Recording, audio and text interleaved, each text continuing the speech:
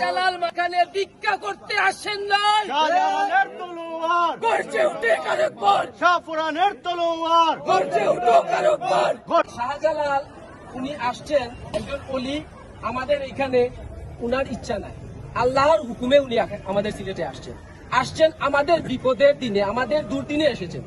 উনি আসার কারণে আমরা আলোকিত সিলেট হয়েছি, পুরা বাংলাদেশ আলোকিত হয়েছে। এখন প্রশ্ন হচ্ছে, আমরা সবাই বলেছিলাম একমত দিয়ে যে মাজারের উপরে কেউ সরাসরি টাকা নিক্ষেপ অথবা ডিল মেরে দেওয়া যাবে না। এই টাকাগুলা নির্ধারিত বক্স আছে, বক্সে দেন অথবা যে কোনো একটা দান বক্সে দেন, টাকাগুলা সরাসরি যেন মাজারের উপরে না দেওয়ার জন্য।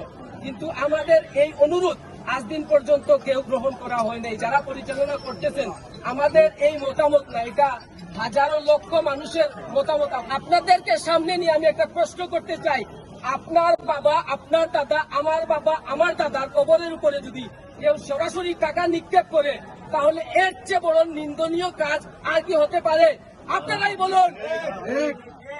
আমি আশা করব আজকের পর থেকে মেহেরবানি করে শাহজালাল মাজারে এখনো যারা দায়িত্বে আছেন, আমরা করজোড়ে হাত দিয়ে মিনতি করছি, অবিলম্বে আজকের পর থেকে যেন মাজারের উপরে সরাসরি কোনো টাকা নিক্ষেপ করা হয় না। আমি আবারও করজোড়ে আপনাদের কাছে মিনতি করছি, মাজারের উপরে আজ থেকে যেন একটা টাকাও নিক্ষেপ করা হয় না। গিলাপের উপরে একমাত্র গোলাপ জল, আতর এগুলা দিতে পারবেন, টাকা দেওয়ার কোনো এখতিয়ার কারণ নেই।